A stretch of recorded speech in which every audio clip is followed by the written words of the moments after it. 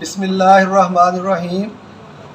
معزز ناظرین، میں میاں محمد احسن ایڈوکیٹ ہوں اور آپ کو اپنے یوٹیوب چینل لیگل اوپینین میں ویلکم کرتا ہوں۔ ناظرین، آج کا ہمارا ٹاپک ہے وراثت، لا آف انہیریٹنس، یعنی اگر کوئی مسلمان شخص فوت ہو جائے تو اس کی وراثت کس طرح اس کے ورثاء میں تقسیم کی جاتی ہے، کون کتنے حصے کا مالک ہوتا ہے۔ معزز ناظرین، آج کا ٹاپک بہت اہم ٹاپک ہے اور ہر انسان کو زندگی میں اس ٹاپک کے ساتھ واسطہ ضرور پڑتا ہے۔ اگر آپ اس ٹاپک کی بابت معلومات میں دلچسپی رکھتے ہیں تو پھر یہ ویڈیو بغیر سکپ کیے اینڈ تک ضرور دیکھیے گا۔ تو چلتے ہیں ہم اپنے ٹاپک کی طرف۔ اللہ تعالیٰ نے قرآن پاک کی سورۃ النساء میں آیت نمبر 12 اور 13 میں وراثت کی تقسیم کا تذکرہ کیا ہے۔ وراثت جو ہے وہ شرعی اصولوں کے مطابق تقسیم کی جاتی ہے اور اللہ تعالیٰ نے وراثت کی وضاحت قرآن پاک میں کر دی ہے اور نبی اکرم صلی اللہ علیہ وآلہ وسلم نے اپنی زندگی میں اس پر عمل درآمد کر کے اس کو عملی جامہ پہنایا ہے۔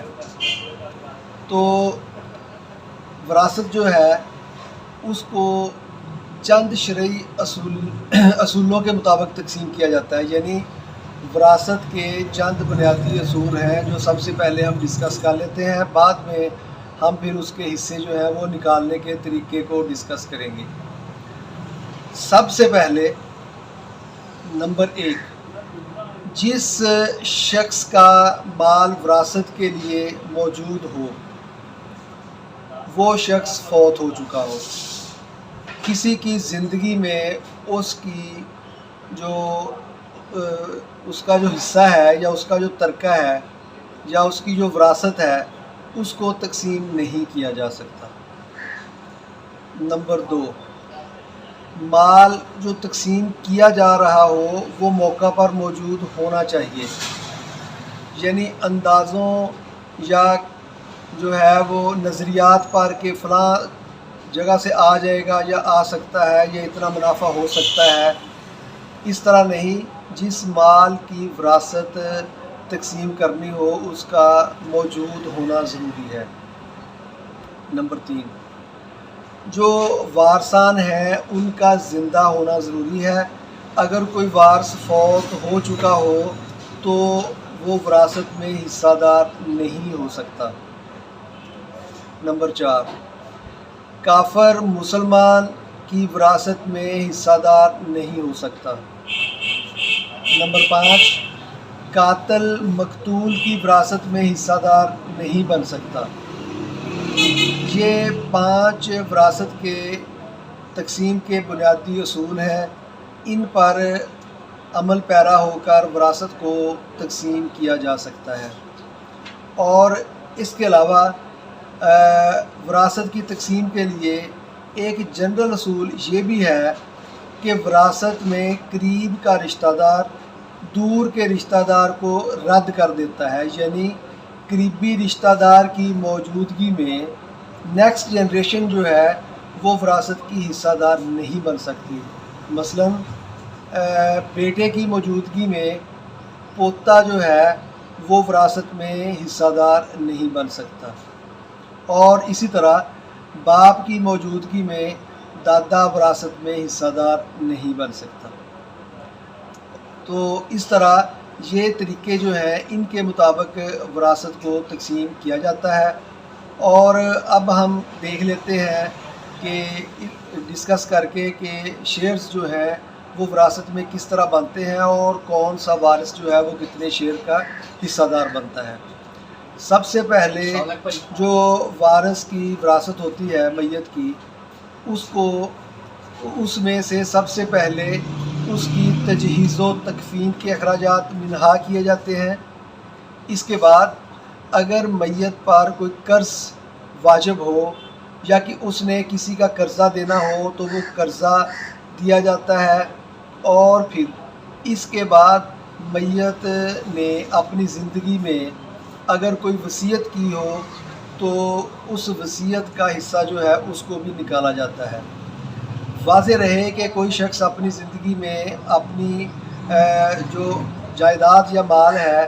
اس کا 1/3 حصہ جو ہے اس کی بابت وصیت کر سکتا ہے، اور اگر اس کی وصیت 1/3 حصہ یعنی 1/3 حصہ سے زیادہ ہوگی تو پھر وہ قانون کے مطابق نہیں ہوگی، اور 1/3 حصہ کی حد تک اس کو تسلیم کرتے ہوئے باقی کا حصہ جو ہے وہ دیگر ورثاء میں تقسیم کیا جا سکتا ہے۔ تاہم اگر سارے ورثاء 1/3 حصہ سے زیادہ کی جو وصیت ہے اس پر عمل درآمد کرنے کے لیے متفق ہوں تو پھر 1/3 سے زائد حصہ کی جو وصیت ہے اس پر بھی عمل درآمد کیا جا سکتا ہے۔ تو اس سے یہ نتیجہ اخذ ہوا کہ میت کی جو وراثت ہے اس کو تقسیم کرنے سے پہلے میت کے تجہیز و تکفین، اس کے قرض کے اخراجات، اس کا قرض اور اس کی وصیت جو ہے، ان تمام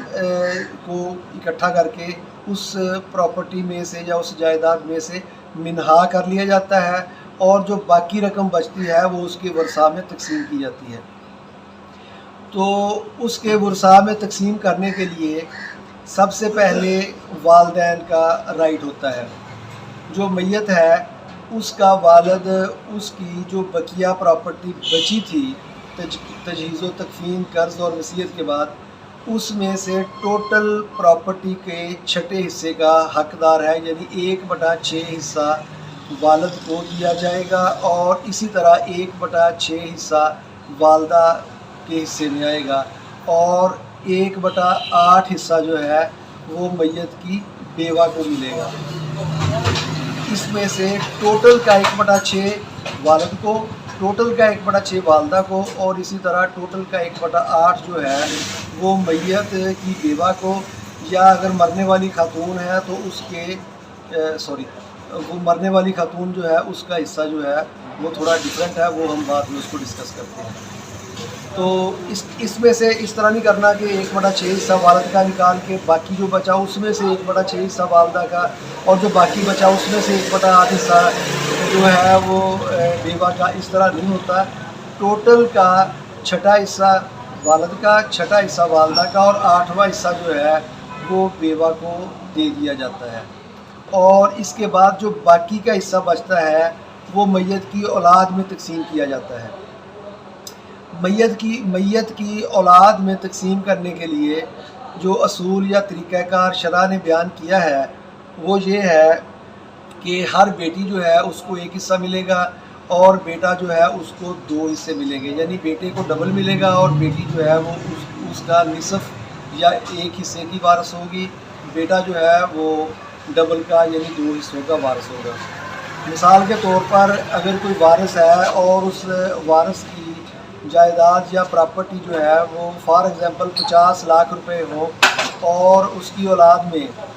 1 بیٹا اور 3 بیٹیاں ہوں، تو پھر اس کے حصے نکالتے وقت 3 بیٹیوں کے 3 حصے بنیں گے، اور 1 بیٹا جو ہے 2 حصے اس کے بنیں گے، ٹوٹل 5 حصے ہوں گے، اور 50 لاکھ کی جو اماؤنٹ ہے اس کو 5 پہ تقسیم کر کے فی حصہ 10 لاکھ روپیہ بنے گا، اور تینوں بیٹیوں کو 10 لاکھ روپیہ ملے گا، اور بیٹا جو ہے چونکہ وہ 2 حصوں کا مالک ہے اس لیے بیٹے کو 10 کی بجائے 20 لاکھ روپے ملیں گے۔ اس طرح وراثت جو ہے وہ اولاد میں تقسیم ہو جائے گی۔ اور یہاں پر ایک بات یہ دیکھنے والی ہے کہ اگر میت کی اولاد نرینہ ہے تو پھر یہاں پہ آ کر وراثت جو ہے وہ مکمل ہو جاتی ہے، جائیداد جو ہے وہ اس کی تقسیم جو ہے وہ مکمل ہو جاتی ہے۔ لیکن اگر کسی میت کا بیٹا نہ ہو، یعنی اس کی اولاد نرینہ نہ ہو، صرف بیٹیاں ہوں، تو پھر یہ معاملہ جو ہے وہ تھوڑا آگے چلتا ہے۔ تو وہ اس طرح ہوگا کہ اگر کسی میت کا بیٹا موجود نہیں اور اس کی صرف 1 بیٹی ہو، تو اس کی جو پراپرٹی بچی ہے یا اس کی جو وراثت ہے اس کا جو 1/2 حصہ بیٹی اس کی حقدار ہوگی۔ یعنی جس طرح ہم نے پہلے 50 لاکھ روپے کی مثال دی تھی، اگر میت کی رقم جو ہے وہ قابل تقسیم جو ہے وہ 50 لاکھ ہو اور اس کی صرف 1 بیٹی ہو، تو 50 لاکھ میں سے نصف رقم یعنی 25 لاکھ روپیہ بیٹی کے حصہ میں آئے گا، اور جو بقیہ 25 لاکھ روپیہ ہوگا وہ میت کے والد کو چلا جائے گا، یعنی نصف حصہ جو ہے وہ بیٹی کے حصہ میں آئے گا اور نصف جو ہے وہ میت کے والد کے حصہ میں آئے گا۔ اور اگر کسی میت کی ایک سے زائد یعنی دو یا دو سے زیادہ بیٹیاں ہوں تو پھر وراثت کا حصہ جو ہے وہ بیٹیوں کو نصف کی بجائے 2/3 ملے گا، یعنی دو یا دو سے زائد بیٹیاں ہونے کی صورت میں اگر اس کا بیٹا نہیں ہے تو پھر وہ پراپرٹی جو ہے وہ 2/3 یعنی 2 حصے جو ہے وہ بیٹیوں میں تقسیم ہوگی اور اس کا ایک حصہ جو ہے وہ میت کے والد کے حصہ میں آئے گا، اور اس طرح یہ وراثت جو ہے وہ بیٹے کی غیر موجودگی میں اس طرح تقسیم ہوگی۔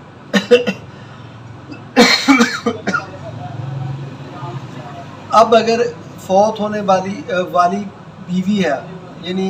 کسی خاوند کی بیوی فوت ہو جاتی ہے اور اس کی اولاد موجود ہوتی ہے تو پھر خاوند جو ہے وہ 1/4 کا مالک ہوگا، یعنی خاوند کو 1/4 حصہ 1/4 حصہ خاوند کو ملے گا، جبکہ 3/4 حصہ جو ہے وہ میت جو خاتون میت ہے اس کی اولاد میں تقسیم ہو جائے گا۔ اور اگر جو بیوی فوت ہوئی ہے اس کی اولاد نہیں ہے تو پھر خاوند جو ہے وہ نصف حصے کا حقدار ہوگا، اور میت جو فوت ہوئی ہے خاتون کی اس کی پراپرٹی اولاد کی غیر موجودگی میں 2 حصوں میں تقسیم ہوگی، نصف حصہ جو ہے وہ خاوند کو ملے گا جبکہ بقیہ نصف حصہ بیٹی کے والد کو چلا جائے گا، اور اس طرح جو خاتون فوت ہوئی ہے اس کی وراثت اس کی اولاد کی غیر موجودگی میں اس طرح تقسیم ہو جائے گی۔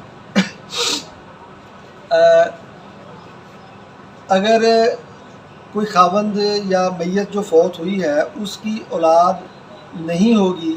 تو پھر بیوی جو ہے وہ 1/8 حصے کی بجائے 1/4 یعنی 1/4 حصہ کی مالک ہوگی۔ اور یہاں پر اس بات کی بھی وضاحت ضروری ہے کہ اگر کسی شخص کی ایک سے زائد 2 یا 2 سے زیادہ بیویاں ہوں تو تب بھی بیوی کا جو حصہ ہے اس کا مقصد یہ نہیں ہوگا کہ اگر اس کی اولاد ہے تو 1/8 تمام بیویوں کو ملے گا، بلکہ 1/8 حصہ جو ہے وہ بیوہ کا حق ہے۔ بیوہ اگر 1 ہے 2 ہے 3 ہے یا 4 ہے تو 1/8 حصہ ان کو ایکولی ڈیوائیڈ ہوگا، اور اولاد کی غیر موجودگی میں 1/4 حصہ جو بیوی کا حق بنتا ہے اگر بیویاں 1 سے زائد ہیں تو پھر وہی 1/4 حصہ ان میں آپس میں جو ہے وہ ایکولی ڈیوائیڈ ہو جائے گا، یعنی برابر برابر تقسیم ہو جائے گا۔ اور یہاں پر ایک بات اور قابل ذکر ہے کہ اگر خاوند نے اپنی زندگی میں اپنی بیوی کو طلاق دے دی ہو اور بیوی جو ہے اس کی عدت کا دورانیہ کمپلیٹ نہ ہوا ہو، بیوی عدت کے ایام گزار رہی ہو اور اسی دوران اس کے خاوند کی وفات ہو جائے تو پھر بیوی جو ہے وہ اسی طرح وراثت میں حصہ دار ہوگی جس طرح کہ وہ اس کو ڈائیورس نہ ہوئی ہو، یعنی ڈائیورس چونکہ افیکٹو نہیں ہوئی اس لیے وہ وراثت میں حصہ دار ہوگی، اور اولاد کی موجودگی میں 1/8 حصہ کی اور اولاد کی غیر موجودگی میں 1/4 حصہ کی وہ مالک سمجھی جائے گی، اور 1/4 یا 1/8 حصہ جو بھی موجودہ صورتحال ہو اس جس کو طلاق دی ہوگی جو بھی عدت کے دورانیے میں تھی اس کو وہ حصہ جو ہے وہ ملے گا۔ شریعت میں آگ کی کوئی حیثیت نہیں ہے، جس طرح عام طور پر ہوتا ہے کہ والد جو ہے وہ اپنے کسی نافرمان بیٹے کو اپنی زندگی میں آگ کر دیتا ہے اور پھر یہ کہتا ہے کہ میں نے اس کو وراثت نہیں دینی اور وراثت جو ہے میں نے باقی بیٹوں کو تقسیم کرنی ہے، تو اس طرح نہیں ہو سکتا۔ قانون جو ہے اور شرع جو ہے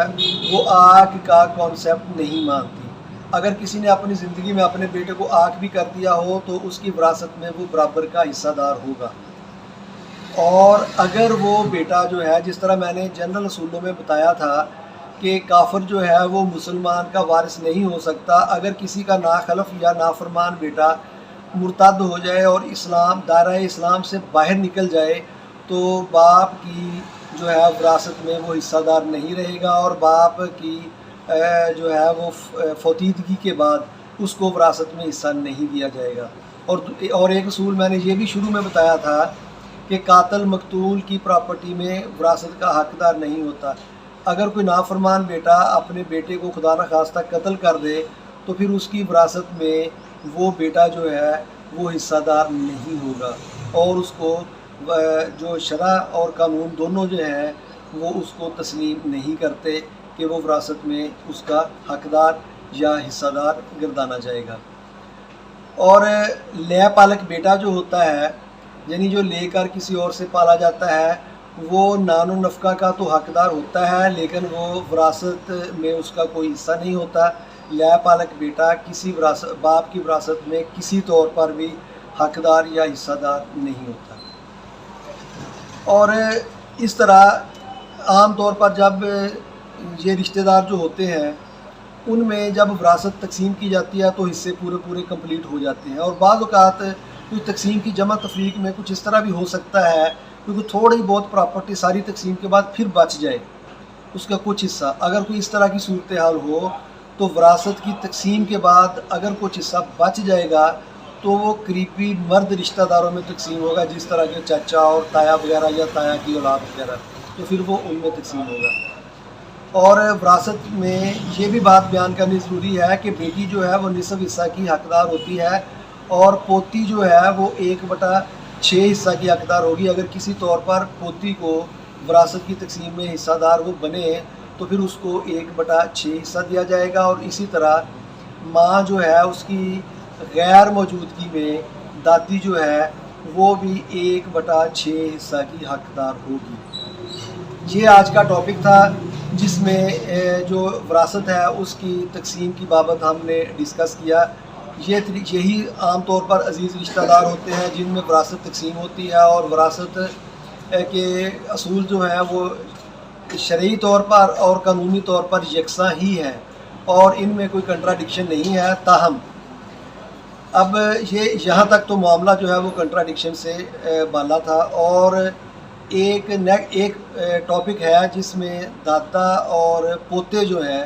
ان کی وراثت کا جو معاملہ ہے وہ شرعی اور پاکستان میں رائج الوقت قانون جو ہے ان میں آپس میں کنٹراڈکشن ہے۔ وہ ایک علیحدہ ٹاپک ہے، اور انشاءاللہ آئندہ کی ویڈیو جو ہوگی اس ٹاپک کی بابت ہوگی، اور آئندہ ویڈیو میں ہم دادا اور پوتا کی وراثت کو شرعی اور قانونی طور پر دیکھیں گے اور اس کو ڈسکس کریں گے کہ شرع کیا کہتی ہے اور قانون کیا کہتا ہے، اور موجودہ اس وقت میں اگر کسی کا جو ہے وہ کوئی شخص فوت ہو جائے کہ اس کے دادا فوت ہو جائے تو اس کے پوتے جو ہے وہ وراثت میں حصہ دار ہوں گے یا نہیں ہوں گے، اس کو ہم علیحدہ طور پر آنے والی ویڈیو میں ڈسکس کریں گے۔ تو آج کا ٹاپک جو تھا یہ انتہائی اہم ٹاپک تھا جس کو ہم نے تفصیل کے ساتھ ڈسکس کیا، اور میں سمجھتا ہوں کہ اس وراثت کی بابت کافی حد تک کلیئرٹی آپ کے مائنڈ میں آ چکی ہوگی، اور اگر پھر بھی کسی بات کی سمجھ نہیں آئی تو پھر نیچے دیے گئے کمنٹ سیکشن میں آپ کمنٹ بھیج کر مجھ سے اس کا جواب لے سکتے ہیں۔ معزز ناظرین، اگر آپ قانونی معلومات میں دلچسپی رکھتے ہیں اور آپ نے ابھی تک میرا چینل سبسکرائب نہیں کیا